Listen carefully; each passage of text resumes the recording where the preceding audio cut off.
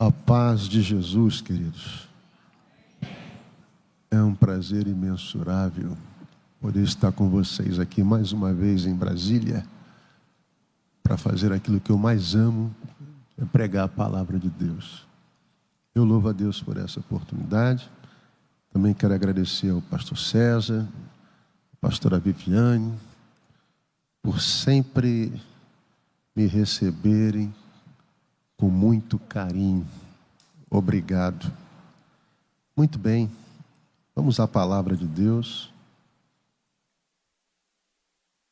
Atos dos Apóstolos, capítulo de número 27.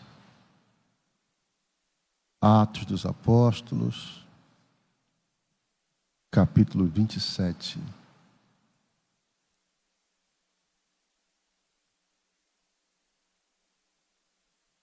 Versículo 22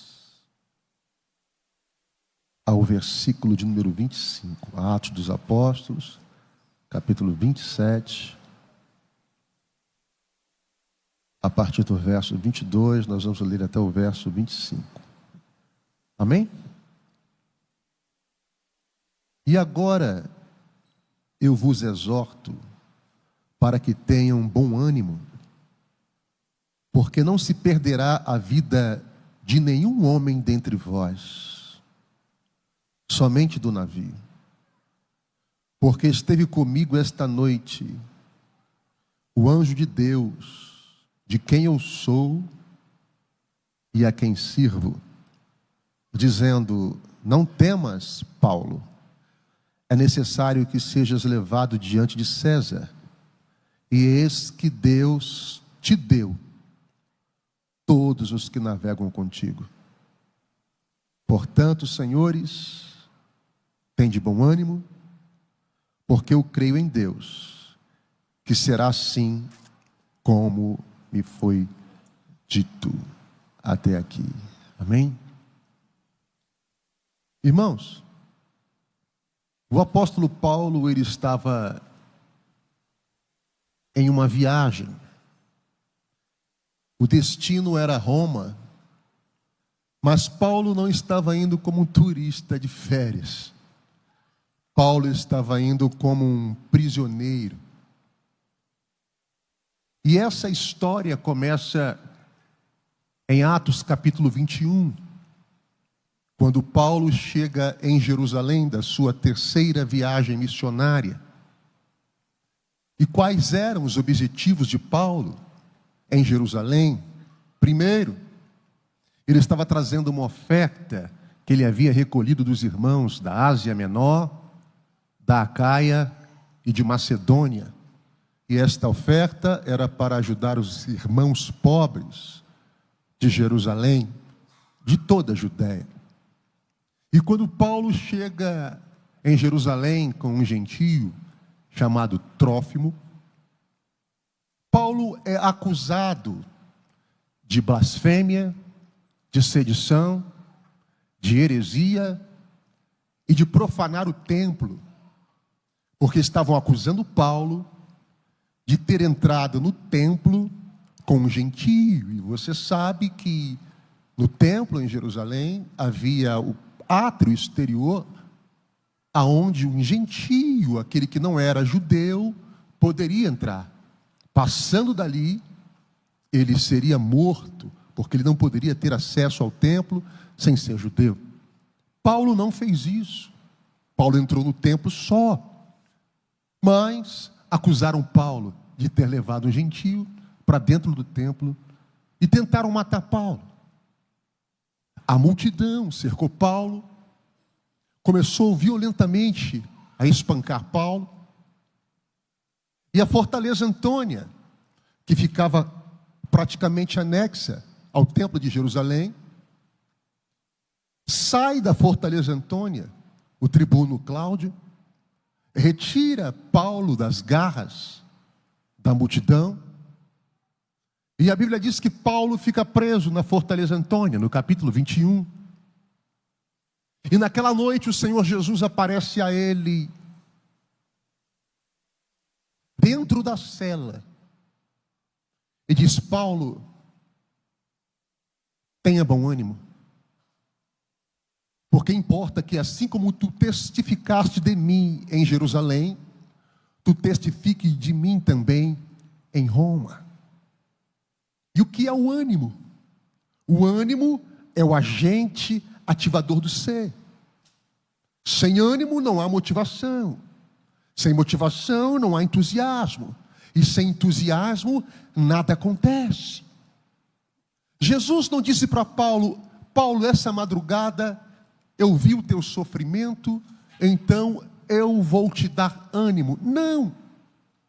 Jesus disse: tende bom ânimo. Por quê? Porque o ânimo é uma porta que se abre pelo lado de dentro. Tempestade, ele acalma. Luta, ele faz cessar. Resposta, ele entrega. Mas ânimo é contigo. Ânimo é comigo.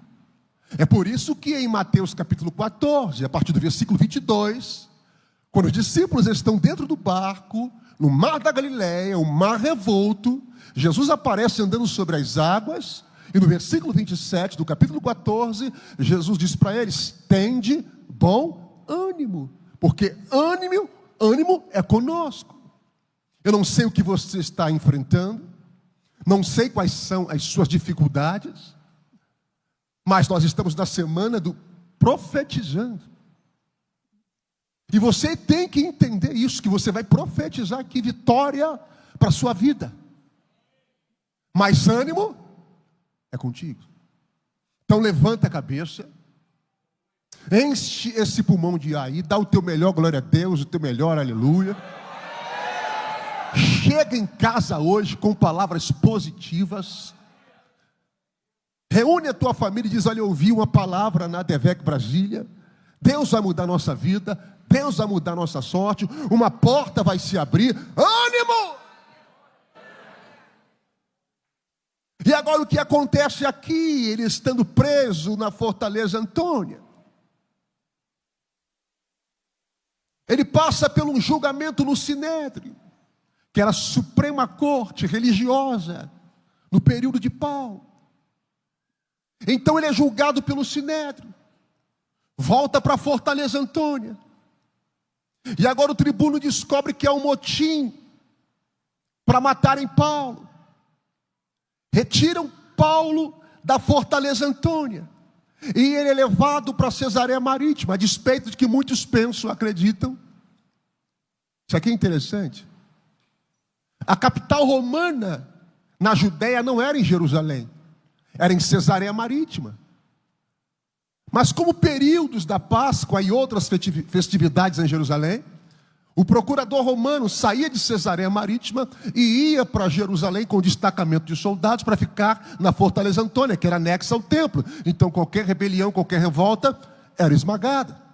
Então agora Paulo sai da Fortaleza Antônia, onde ele está preso em Jerusalém, e ele é transferido para Cesareia Marítima, para a capital do Império Romano na Judéia.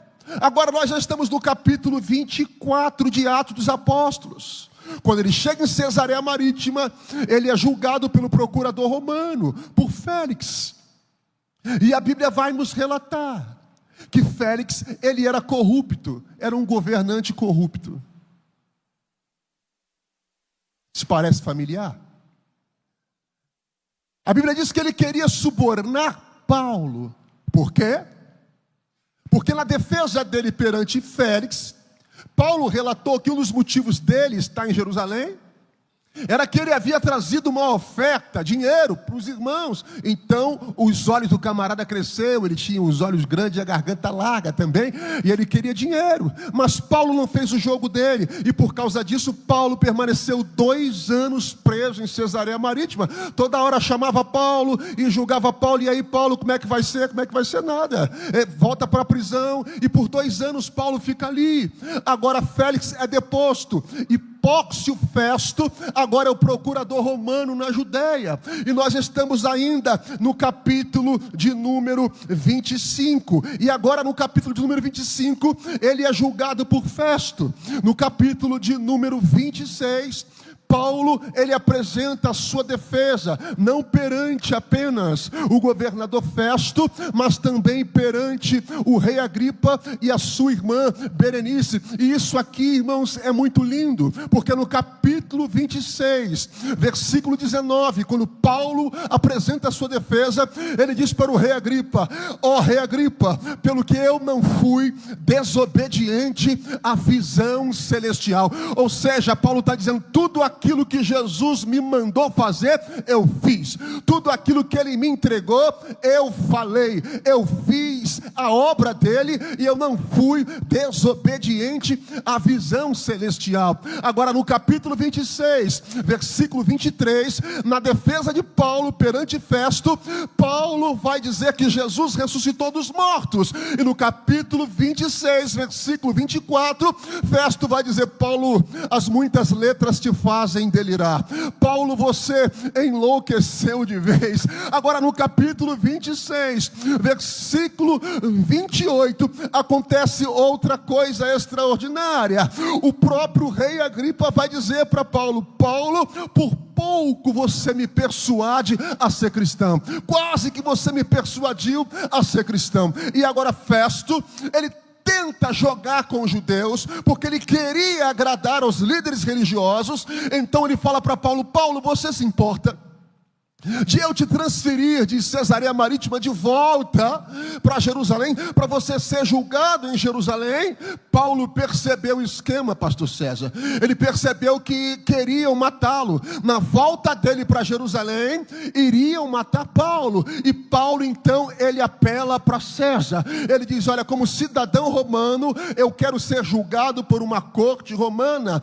E o procurador Festo diz: se tu apelaste para César, tu irás. E agora a Bíblia diz que ele entra em um navio adramatino, e Paulo agora embarca para Roma. E aqui começa a nossa história. Escute, preste atenção. O texto diz que quando eles partem de Cesareia Marítima, no outro dia eles chegam em Sidom.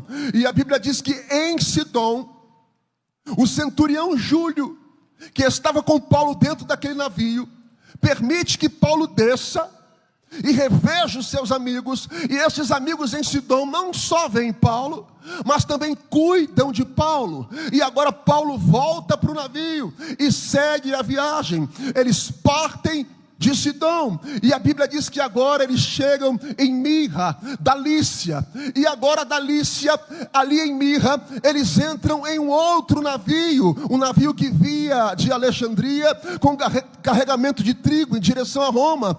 Paulo agora e os outros prisioneiros entram nesse navio que via de Alexandria com carregamento de trigos em direção a Roma. E agora eles saem de Mirra e chegam em Quinido. E quando chegam em Quinido, a Bíblia diz que agora começa a soprar um vento. Começa a soprar o quê, irmão? Começa a soprar um vento. Assim é a minha vida, assim é a tua vida. A nossa vida, irmãos, é uma navegação. A nossa vida é uma viagem. Às vezes o mar está sereno, o mar está uma piscina. Às vezes o céu é de brigadeiro, e às vezes o vento começa a soprar. E a Bíblia vai dizer que agora eles saem de Quinido e chegam em Bons Portos. E quando chegam em Bons Portos, eles tentam atracar o navio para invernar ali, ou seja, passarem o inverno ali, porque nos meados de novembro era quase que impossível você navegar no Mediterrâneo. Só que o porto de Bons Portos era pequeno demais para abrigar aquele navio, poderia haver desgraça, tragédia ali. E a Bíblia diz que eles saem de Bons Portos em direção a Fenície e navegam pela costa da ilha de Creta em direção a Fenície para encontrarem um porto para invernarem ali. Mas quando eles estão navegando na costa de Creta em direção a Fenície, a Bíblia diz que se levanta um vento chamado Euraquilão. Este vento era como se fosse um tufão do mar.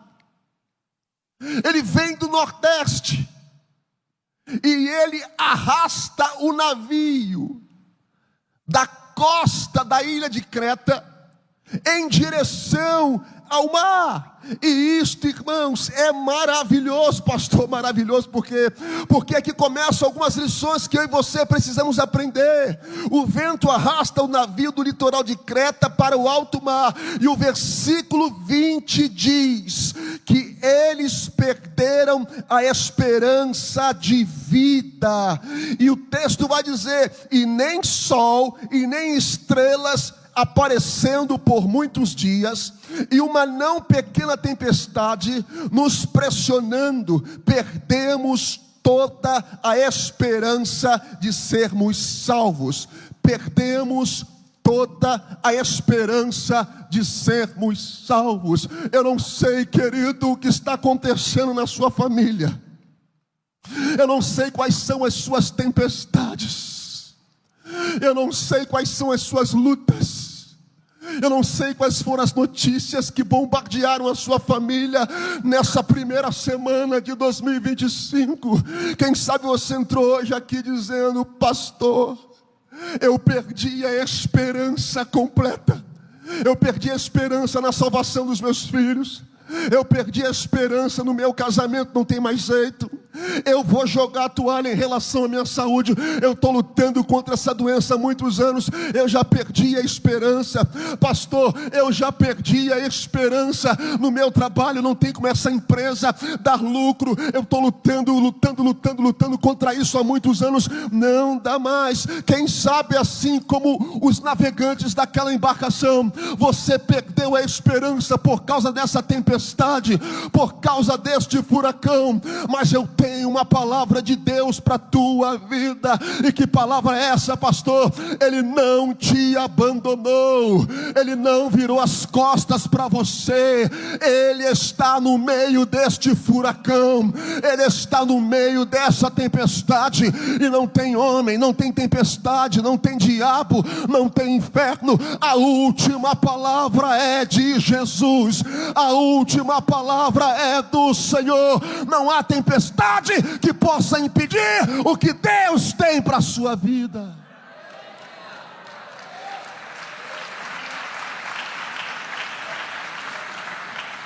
A primeira lição que eu aprendo com este texto, qual é, pastor? Estarmos sob, ou seja, debaixo das ordens de Jesus, não significa ausência de tempestade. Estarmos sob as ordens de Jesus não significa ausência de luta e de problemas. E eu te explico. Lá em Atos 23:11, quando ele estava preso, Jesus aparece para ele e diz: Paulo, tenha ânimo, porque importa que assim como de mim tu testificaste em Jerusalém, tu também testifique de mim em Roma. Paulo estava debaixo de uma palavra, sim ou não? Paulo estava debaixo de uma promessa, sim ou não? Mas mesmo assim se levantou tempestade. Então estarmos sob as ordens de Jesus não significa ausência de luta. Voltando a Mateus 14:22, na tempestade, que os discípulos ficaram desesperados e com medo, achando que iam morrer. Quem deu ordem aos discípulos para que entrassem no barco em Mateus 14:22 foi Jesus, sim ou não? Jesus disse: entrem no barco e se encontrem comigo do outro lado. Mas mesmo assim veio tempestade. É porque estarmos sob as ordens de Jesus não significa ausência de tempestade. Quem sabe você veio hoje aqui buscando respostas. Por que isso na minha vida, pastor? Porque logo agora isso está acontecendo com as minhas finanças. Porque justamente agora que eu mais sonhava, isso veio acontecer com os meus filhos, no meu casamento, na minha vida, no meu psique, no meu psicológico. Por quê? Porque estar sob as ordens de Jesus não significa ausência de tempestade, de problema. Jesus nunca disse que seria fácil, mas Ele prometeu que valeria a pena. Sabe, gente, tem pessoas que pensam que a fé torna as coisas mais fáceis. Não, a fé não torna as coisas mais fáceis. A fé torna as coisas possíveis. E qual é a confusão na sua mente? A confusão na sua mente é porque você quer respostas e não as tem, sim ou não? Você é ser lógico, você é um ser humano. Você quer a resposta para tudo que está acontecendo na sua vida e você não está tendo. Eu duvido que você está passando por aquilo que Jó passou. Perdeu todos os filhos no mesmo dia. Lepra, da planta dos pés à cabeça. Perdeu todos os bens, perdeu tudo. Eu acho que você não está passando o que Jó passou. Jó fez 16 perguntas para Deus. Apresentou 34 queixas. E Deus não respondeu nenhuma. Jó não teve resposta para o seu sofrimento. Mas ele viu Deus e isso bastou. Talvez você não tenha as respostas que você esteja procurando. Mas você vai ver Deus em tudo isso que você está vivendo. Porque Deus tem uma razão para a sua dor. Ele tem um propósito para a sua luta. Ele tem uma recompensa para a sua fidelidade. João 13:7, Jesus disse para Pedro: o que eu faço hoje você não pode entender. Mas você vai entender depois. Tu não está entendendo nada, né? Mas nunca foi sobre entender. É sobre confiar. Mais uma vez, nunca foi sobre entender. Nunca foi sobre ter respostas. É sobre confiar. Lança sobre ele toda a tua ansiedade. 1 de Pedro 5:7. Lança sobre ele toda a tua ansiedade, porque ele tem cuidado de você. Querido, talvez você não esteja entendendo nada, o porquê da tempestade, o porquê da dor, o porquê do sofrimento, mas eu aprendo com Paulo, sabe o quê? Que a minha promessa é maior do que a minha dor. A minha promessa é maior do que a minha dor. Irmãos, eu gravei um vídeo hoje que vai para as redes sociais amanhã, e eu citava, irmãos, 1 Coríntios 16:9, nesse vídeo que vai para o amanhã, eu citando 1 Coríntios 16:9, quando Paulo vai dizer: olha, uma grande porta se me abriu, mas muitos são os adversários. Paulo está dizendo: olha, a porta, ela é grande, olha que porta que Deus abriu, mas são muitos os adversários. Sabe por quê? Porque o tamanho da porta, pastor César, é proporcional ao número dos adversários. Mais uma vez, porque o tamanho da porta é proporcional ao número dos adversários. Mas entra por essa porta, entra porque Deus é contigo. O terror do Senhor cairá sobre os teus inimigos, eles não prosperarão. Passa por ela, porque quando você passar por essa porta, o que está te esperando lá vai abençoar a sua vida, vai abençoar o seu ministério, vai abençoar a sua casa. Vamos para frente, gente, ninguém vem parar não. Vamos conquistar, vamos avançar, vamos possuir. Tempestade vem, tempestade vai, luta vem, luta vai, mas o Senhor é conosco. Isso vai passar.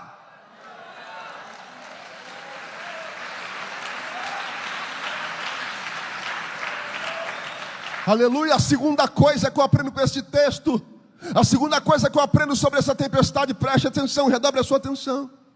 Atos 27:20 diz que quando o vento Euraquilão arrastou a embarcação, tirando a embarcação da costa e levando para o alto mar, o versículo 20 do capítulo 27 diz que nem sol e nem estrelas foram vistas. Lucas, o autor, o escritor, diz que por vários dias não se viu sol e nem estrelas. Ou seja, sol, estrela e lua desapareceram por muitos dias. O dia virou noite, noite virou trevas. Eu vou repetir, para aguçar aí o seu ouvido. O texto diz que a tempestade durou 14 dias.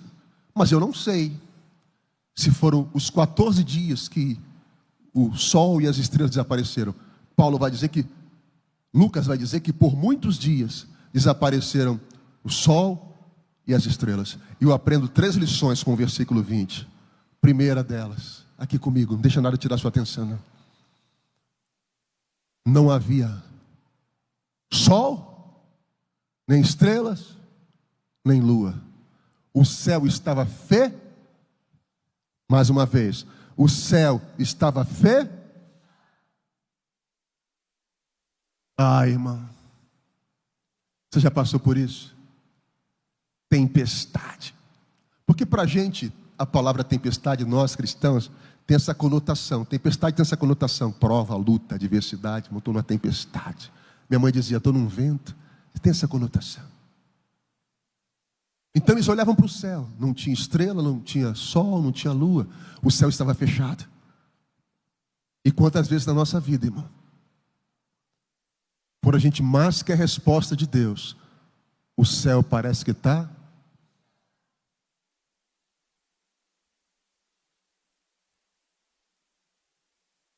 Você quer ouvir a voz de Deus, mas parece que o céu está... Você quer um milagre, um agir de Deus. Você ora, mas parece que a tua oração bate e volta, porque parece que o céu está a fé. Às vezes, em meio às tempestades da vida. Olha, querido, não é você, não é o diabo, não é o inferno. Esqueça isso. A promessa de Deus para a sua vida não depende de como você está se sentindo hoje. Você tem que entender isso. Porque tem dia que a gente não vai estar bem, pastor César. Você imagina se a promessa de Deus dependesse de como eu estivesse me sentindo hoje? Eu estava arrebentado. A palavra de Deus não depende de como você está se sentindo hoje. A palavra de Deus depende da fidelidade dEle. É sobre isso. E às vezes parece que na nossa vida o céu está fechado. Segunda lição que eu aprendo com o versículo 20. Isso aqui é muito interessante. Se não havia sol, nem estrelas, e nem lua, sabe o que não havia ali? Não haviam sinais no céu. Deixa eu te falar sobre a importância. Nesse período aqui não havia bússola. Não havia instrumento de navegação. Então, os astros funcionavam como sinais, como guias. Por exemplo, a constelação Ursa Maior, melhor ainda a Ursa Menor, aonde está a estrela polar, os guiava por quê? Porque ela sempre aponta para o norte. A importância da lua, principalmente navegando na costa, eles podiam contar as marés para facilitar a navegação. O sol, aí o sol dá um show, determina os pontos cardeais, o horário. Mas eles olhavam para o céu e não havia sinais. Quantas das vezes, irmãos, em meio às tempestades da vida, pelo menos eu sou assim. Tudo que eu peço a Deus é: Deus, me dá um sinal.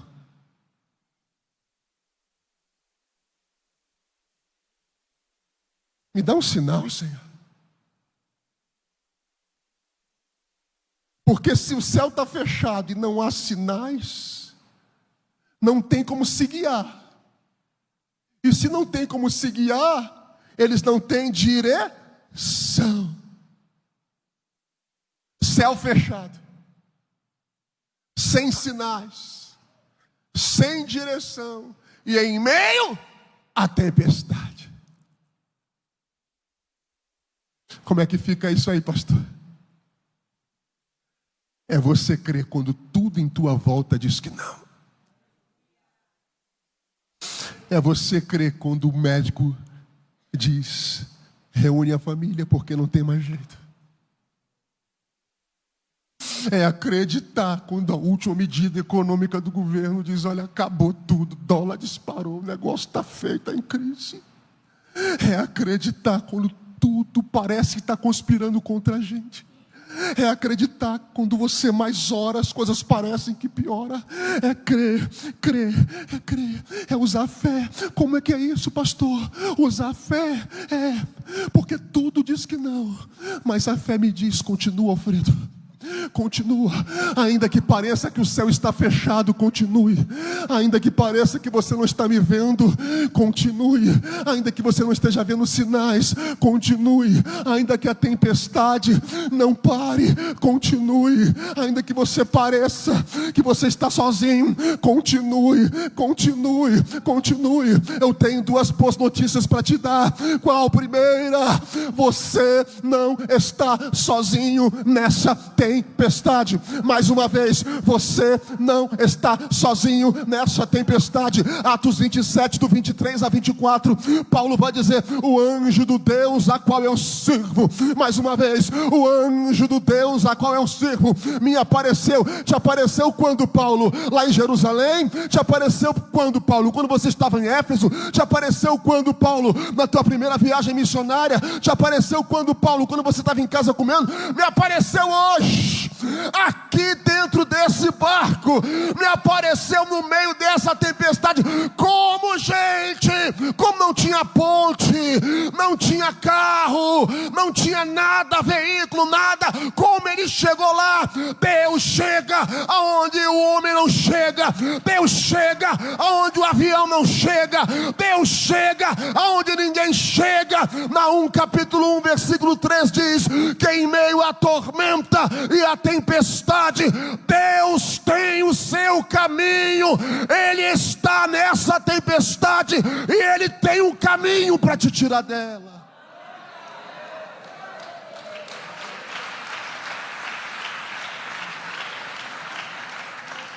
Deus está contigo.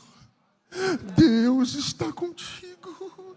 Ele estava dentro daquele barco, pastor César. Ele apareceu para Paulo dentro daquele barco. Eu não sei se você percebeu ainda, mas ele está aparecendo dentro dessa tempestade.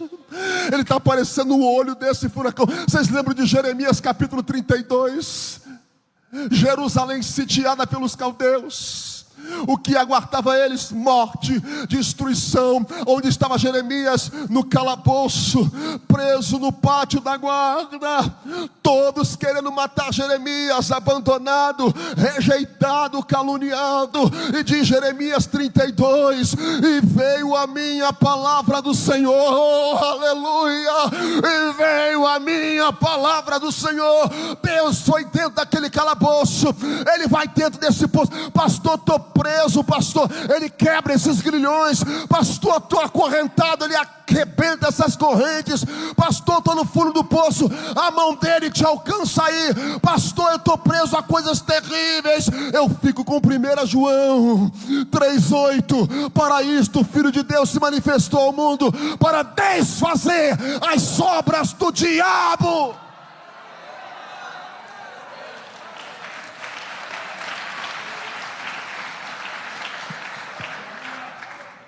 Terceira coisa que eu aprendo com esta tempestade: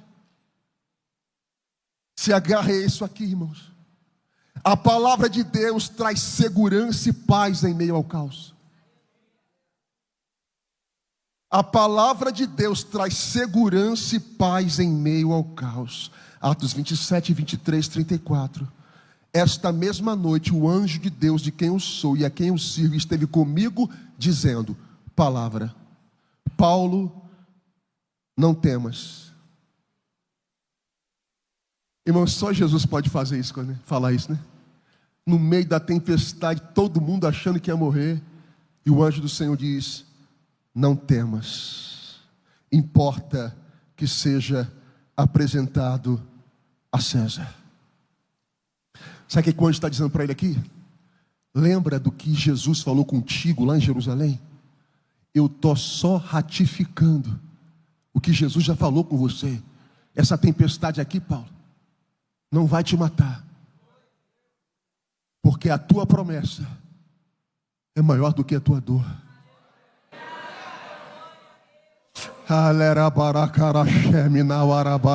Paulo, esse propósito é maior do que esse processo. Descansa o teu coração. Escute isso aqui, irmãos. E eis que Deus te deu. Faça assim com a tua mão. Eis que Deus te deu todos que navegam contigo. Agora com fé, com as duas mãos, fala assim: Deus me deu todos quanto navegam comigo. Primeiro, a palavra de Deus traz segurança e paz em meio ao caos. Sei, irmão, o Senhor está trazendo paz ao teu coração. É através dessa palavra. Essa palavra garante vitória. Essa palavra liberta. Essa palavra transforma. Essa palavra traz paz. Essa palavra traz segurança. Não é palavra de homem, é palavra de Deus. Descanse nesta palavra. Segundo lugar, Deus tem te dado todos quantos estão contigo. O Senhor está dizendo para Paulo: não é só você que vai viver, não, Paulo. Todo mundo que está dentro dessa embarcação vai viver. Paulo, eu sei que você está preso aqui inocentemente, mas tem gente aqui que não presta, que merece morrer, mas por tua causa, Paulo, mas por tua causa, Paulo, eu vou guardar. Por tua causa, irmã, eu estou guardando esse filho. Por tua causa, meu irmão, eu estou guardando este filho. Por tua causa, pai, eu estou guardando esta mulher. Por tua causa, mãe, eu estou guardando esse marido. É as tuas orações. Tem gente lá que era para ter ido embora há muito tempo para a terra do pé junto, mas não foi, porque tu está dentro desta embarcação. A tua casa vai entrar no céu junto contigo.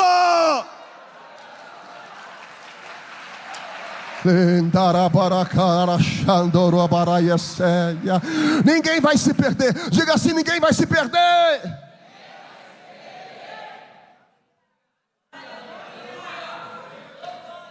Deus vai se manifestar no meio dessa tempestade. Mais 10 minutos e eu termino. O Espírito Santo está me fazendo eu me lembrar de Davi. Salmo 27, versículo 5. Irmãos, a cabeça de Davi havia sido colocada a prêmio. Os inimigos eram em maior número. Para Davi morrer, era questão de tempo. No versículo 5 do capítulo 27, ele vai dizer: porque no dia da minha adversidade, no dia da minha tempestade, tu me esconderás. Esconder de quem? Do inimigo. Porque no dia da minha adversidade, tu me esconderás no teu tabernáculo, no oculto do teu pavilhão. Davi está dizendo: quando o dia mal chegar, quando os inimigos se levantarem contra mim, tu tem um esconderijo que o mal não vai me achar. Que esconderijo é esse, irmão? Falei: Jesus, que esconderijo é esse? E o Espírito de Deus me levou para o Salmo 91. Aquele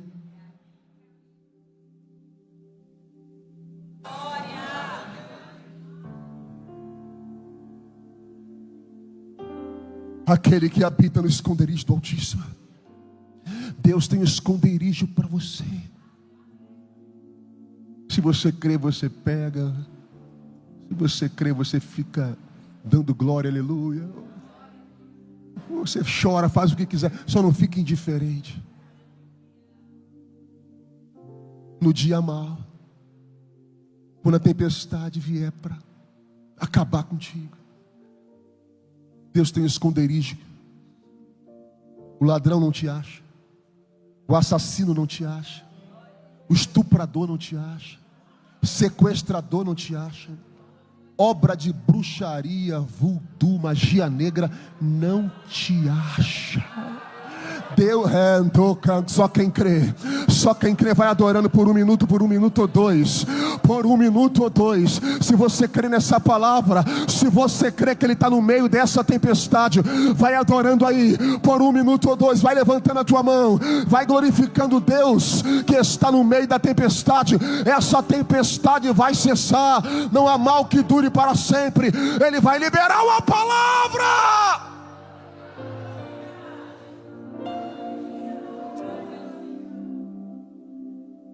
Andoro para calarabaias, alarandarabaracheis.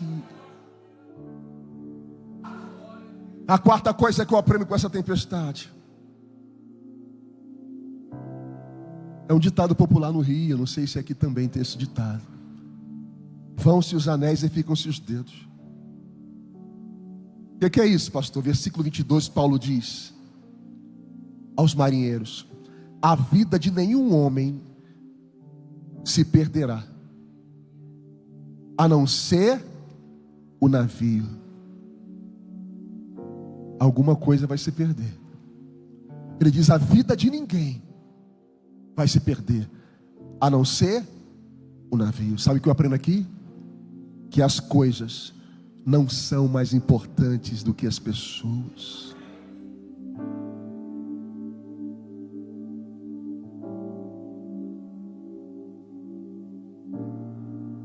Casa, Ele te dá outra, amigo. Propriedade, os ouros que você teve que empenhar na Caixa Econômica, Deus está falando, hein? Ele te dá outra, joias. Carro, você está de brincadeira? Com trabalho, estudo e a bênção de Deus, você vai ter infinitamente mais do que você perdeu. Mas faz assim: diga, estou vivo.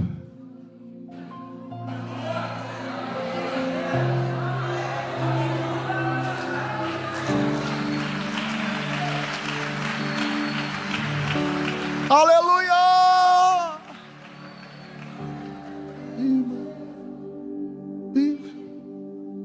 Quanta gente com mais saúde do que eu, irmão. Quanta gente com mais saúde do que eu. Eu trouxe na mala nesse, esse é desse tamanho. Se botar a quantidade de remédio que está ali, estou vivo. Gente com mais saúde do que eu, pastor Márcio.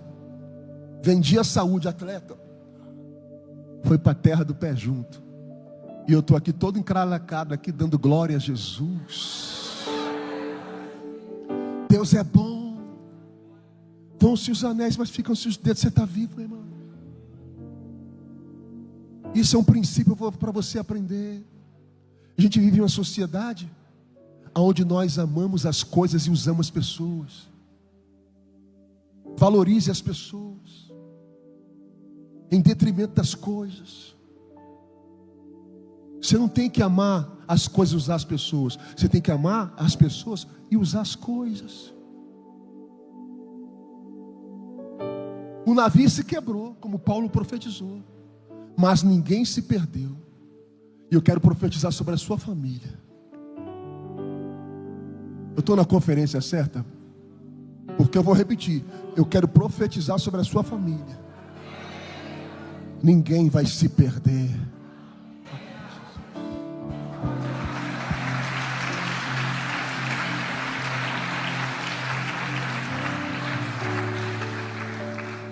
Duas coisas eu termino.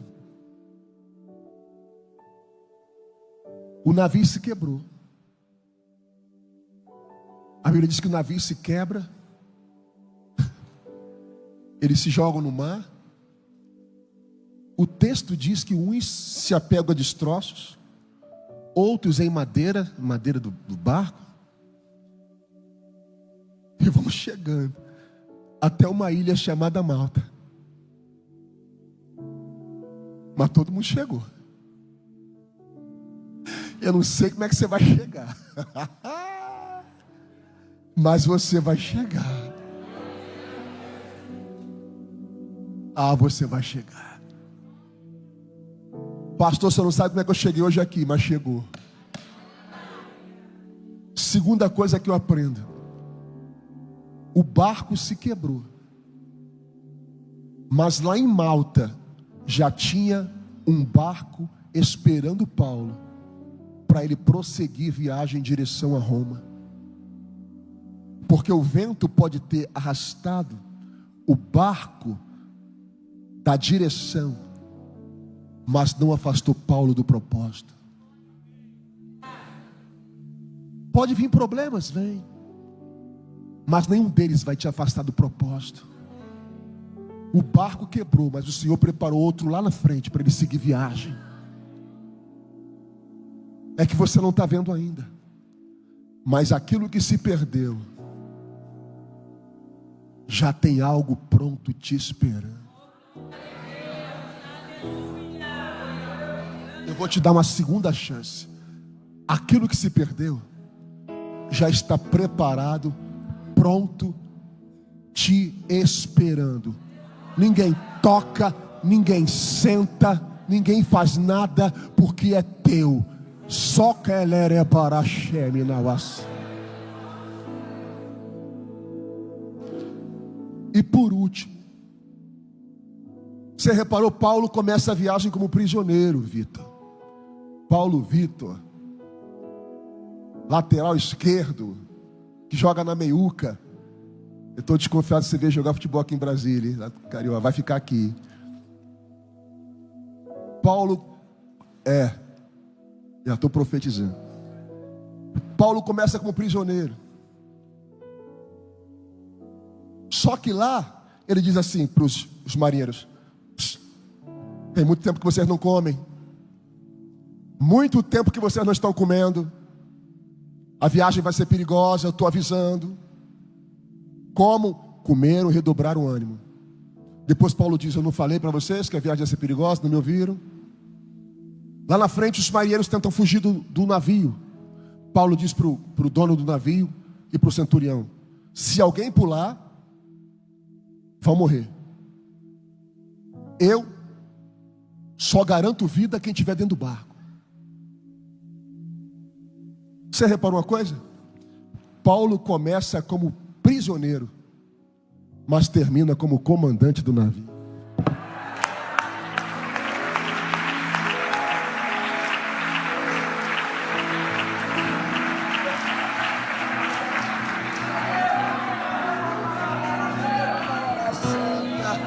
Ele começa como prisioneiro e termina dando as ordens. Onde você quer chegar, pastor? Eclesiastes 7:8 diz que o fim das coisas é melhor do que o início delas.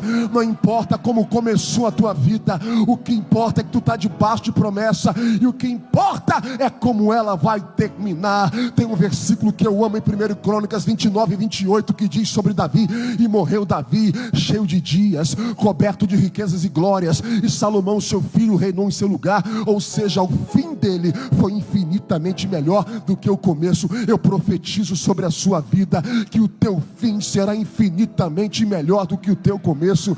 Ainda não é o fim, ainda não é o fim, ainda não é o fim, ainda não é o fim, ainda não é o fim, ainda não. Enche esse pulmão de ar. Por 1 minuto, por 2 minutos, você vai se desconectar da terra. Por 2 minutos você vai deixar tudo aqui em tua volta. Você vai se conectar, você vai ser arrancado da terra. Como assim, pastor? Como assim? Olha para mim, olha para mim. Como assim, pastor? Apocalipse capítulo 4, versículo 1. João está preso na ilha de Patmos, todas as portas fechadas, condenado ao exílio e à morte. João está lá, aguardando a morte. Capítulo 4, versículo 1, Apocalipse. E de repente o texto diz: e eis que eu, João, olhei e vi uma porta aberta no céu.